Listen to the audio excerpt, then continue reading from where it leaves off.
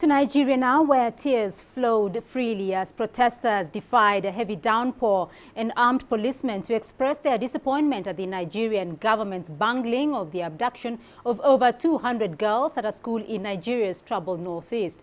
The coordinator of the Good Governance Group, which organized the women's protest that saw people come from as far as Chibok in the country's northeast, said she was completely baffled at how Boko Haram could operate for hours under the noses of the military and disappear into thin air. What is happening there is the thing that is disturbing us now is as the men went into the bush twice and retreat.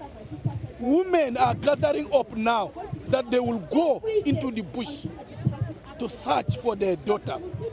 And if that happens, it will be another dangerous situation for us. The security agencies, as they say, we are there, so are the communities and so are the people. How could they pass with trucks of screaming girls and nobody could stop the trucks? They were not fast cars, they were not what I call jeep-powered cars, they were trucks. And the society did nothing. They had to pass through villages and towns and people until they left Nigeria with our children. I think that we have to also own up and look at how we can be responsible to our nation.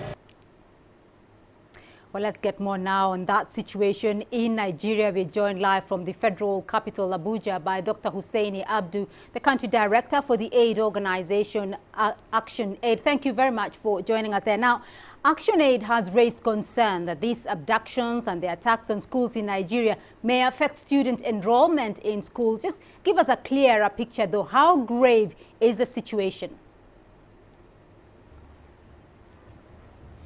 The situation is very bad in the northeast of the country. This particular region actually has one of the worst development indicators.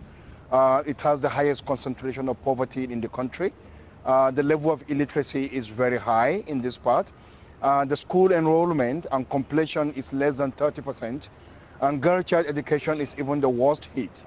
So when you have this kind of situation, it means that a lot of children will be pulled out of school. Consistently for the past 2 years, there hasn't been any stable calendar on children's education.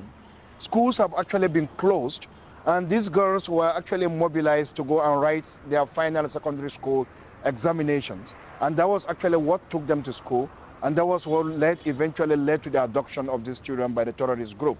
So the reality is that this action has instilled tremendous fear on children, on girls in particular, on parents who are actually originally even reluctant to send these children to school.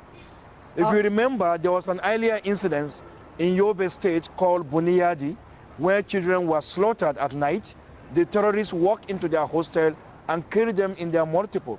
So this is a combined assault on education in the northeast of the country. All right. And we think something needs to be done to contain it. All right, you're painting a very grave situation there with the children, though. You're there on the ground inside Nigeria. Your organization has presence on the ground.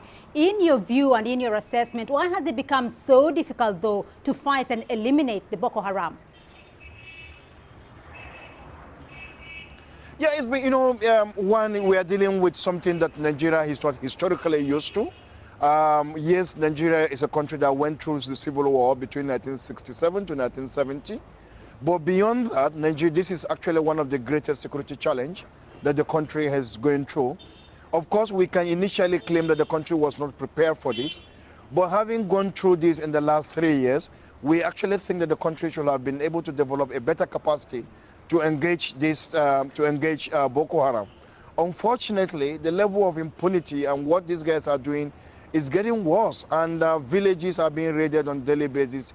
Innocent people are being killed, children are being slaughtered on a daily basis, and yet the security situation, the security agencies are looking very helpless in this regard. All right, there may be a combination of reasons. It has to do with capacity. It may also have to do with resources.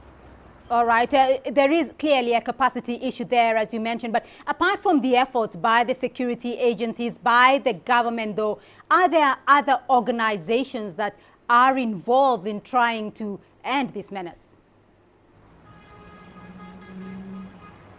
Well, there are several groups that are actually interested in the situation, that are very disturbed about the security crisis in the country, who have been organizing independently.